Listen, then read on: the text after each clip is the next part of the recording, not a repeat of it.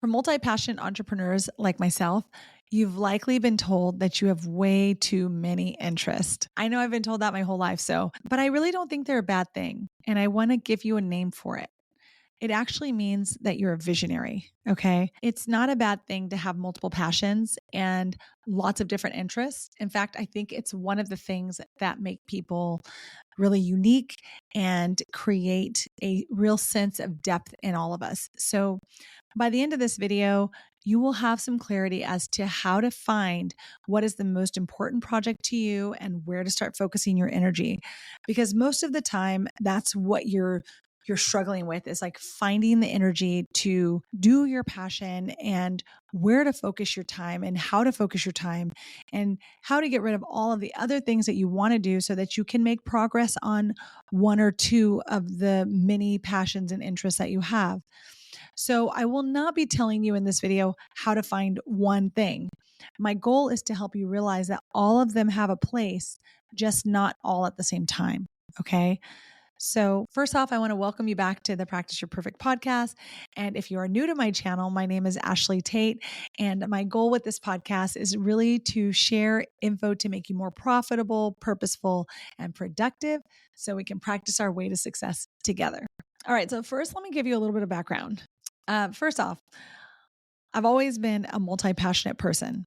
Even at 41, I'm a mom and I've started nonprofit businesses and regular businesses. And I still currently run my nonprofit as well as an online business consultancy. And it's something that I just love. I love astrology. Like I can nerd out on all those things like forever. I'm on the school boosters. I've done a lot of different things. I occasionally play soccer. I'm always doing things. Like I have a lot of passions. There's no doubt about that. And I don't think there's anything wrong with this. So all of these things make me happy. And I'm sure all of the things that you are interested in doing make you happy too. That's the whole key. That's why I don't want to help you hone down to one thing, because I think you really do need all of them.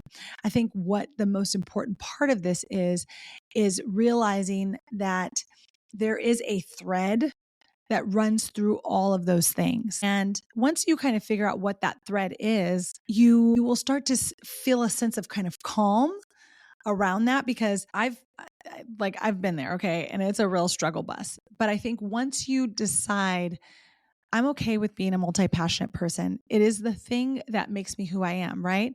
And all of those experiences and skills and values that you have are like a loaf of bread that's been baked into you over time. So from the moment that you were born and all the things that you did when you were a child, I used to create stories. I used to act like I was the teacher, and I've done all of those things in some form in my careers, right? All of the businesses I've started, doing YouTube, all of these things interact with people. They require you to tell stories.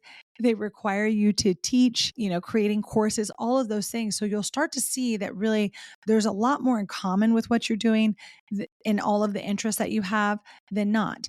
Like if you're somebody who likes to enjoy a lot of adventures and you're going places and doing things all the time, and you love to travel and you like to do music and you like to do art and you like to do this, like you are a creative person. That's the thread. Like you are a creative person. And that's okay. That's a great thing. If you're someone who's like me, like I've been in public relations, I've done event planning, I've created the nonprofit. I love working online with random people and encouraging them. And so for me, I'm like a cheerleader to people, right? I love helping people. That's part of who I am. So it's finding that thread between all of them that I think sometimes is a very calming piece to this whole process. Now, the other piece of this is that intentional prioritization is one of the things I think is really a big deal here. And that's why I want to share my method of learning how to prioritize what's most important to you right now so that you can discover the power of being a multi-passionate person and achieving your highest vision of yourself without feeling bad about the fact that, yes, we have a lot of interests and we know that we know this and now we know how to harness it. But most of the time, we aren't really upset that we have so many passions, but we're lacking the time to focus on them.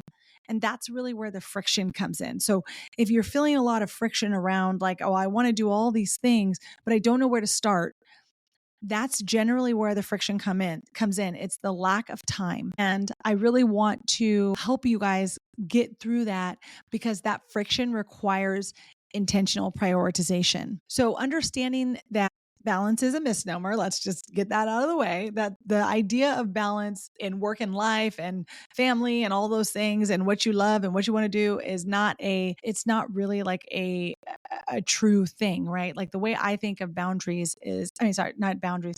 The way I think of balance is focusing on what's important when it's most important. And when we place our interests and our passions in a prioritization, then we know how to spend our time.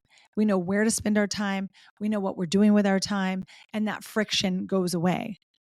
So setting boundaries for yourself and for your other hobbies or your interests and all of those things requires a little discipline. It requires a little reflection. And we're going to talk about all of that in this video, but it requires all of that, right? It also requires setting boundaries for the people around you so that you can make time for the things that are most important to you, and especially those passions, right?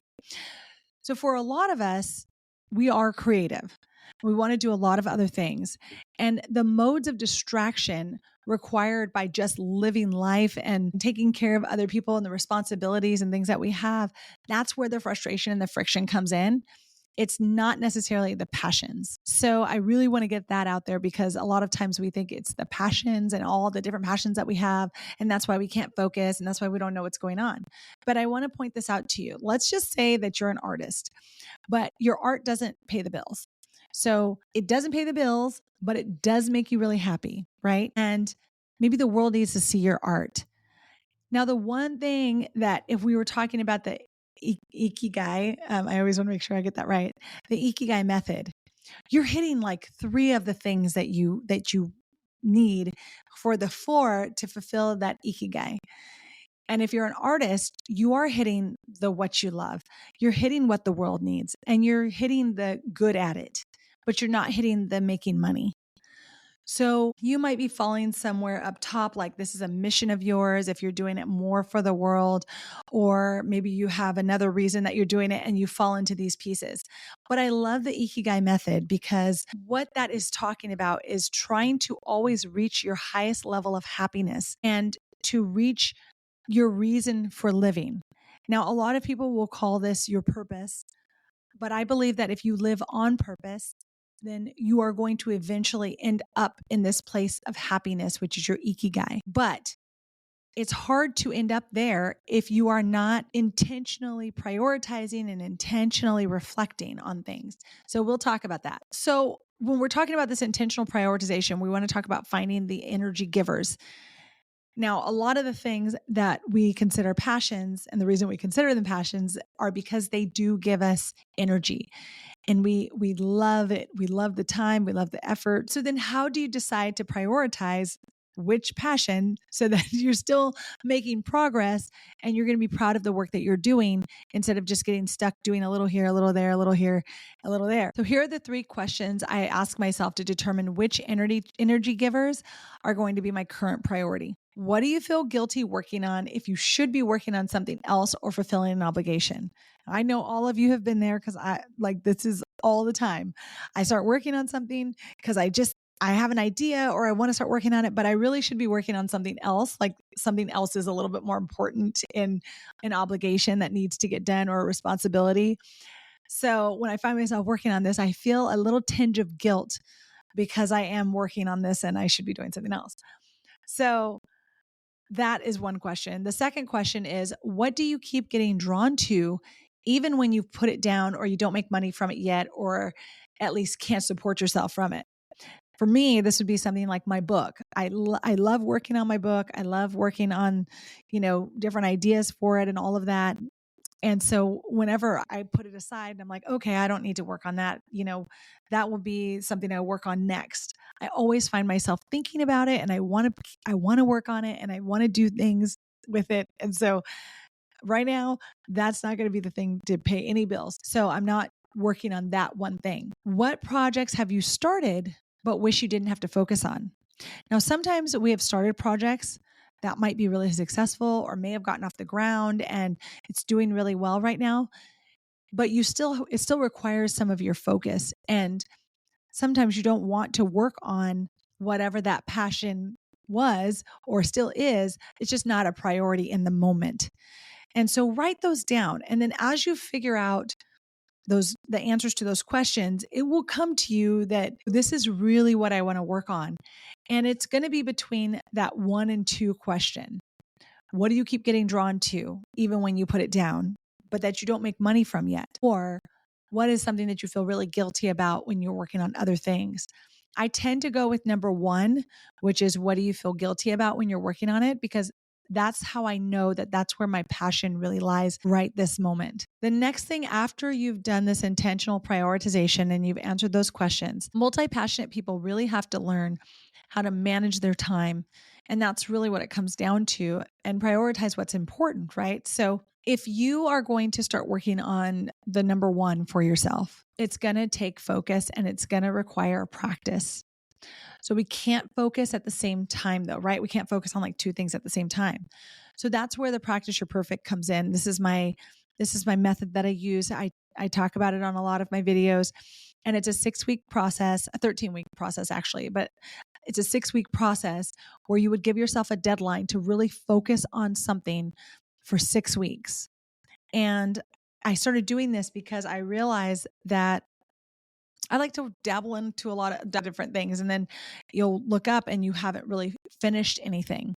So once I started using this 6-week process, I look at them as kind of like short sprints, and I can use this um, to figure out exactly what I'm going to be focusing my attention on for the next 6 weeks. And now what this makes you do is it makes you focus 80% of your energy and time on whatever the project is that you chose for this 6 weeks. And the other projects that maybe are running in the background are just simply that. They are running in the background. They will not get all of your attention. They may not be perfect anymore. They might even not be awesome at all. And that's okay. And that's the part that you have to be okay with, is that you're going to put these things on the back burner for a while so you can focus on your current passion. And this is the real part of the method, because in the reset process and the practice your perfect method, the 161 is where we really get to reflect and reset. And then we use our 6 weeks to focus on whatever that project is that we're focusing on. And then when we go to the next one, that's where we take a day to really kind of reevaluate, reflect, see how far we've made it. Do we want to continue in this path on this project or not? That way, it requires you to be fiercely focused on something. And it doesn't mean that you have left something alone for such a long time that you can never get back to it. That's not what that means. It means that for a while, I'm going to focus here. And then after those 6 weeks are up, you can reevaluate and decide if you're going to focus on those other things or not. So this has worked really well for me. This was how I decided a few years ago to start my nonprofit. I was writing a book at the same time, or trying to write the book. And although I loved writing the book, I really wanted to start this nonprofit. So I decided to stop writing the book for a while, for at least 6 weeks. I focused on getting the nonprofit started, putting all the things in place. And this took I would probably say it took about 13 weeks all in all. Like, I know for sure it took a month to do a lot of the setup. And then it also made me, work fiercely on just that to make sure I got all of that done. Then I could go back to the book, or I could go 50-50, or I could add it in, or I could stop on the nonprofit and work on the book for another 6 weeks.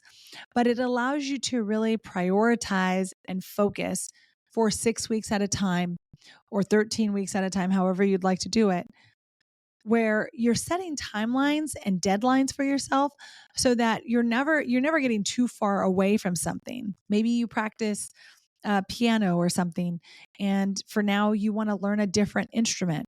Well, you can stop practicing piano so that you can learn this new instrument and really kind of get a handle on it for 6 weeks, and then add piano back in, or focus on piano for 6 weeks and then go back and forth between the two.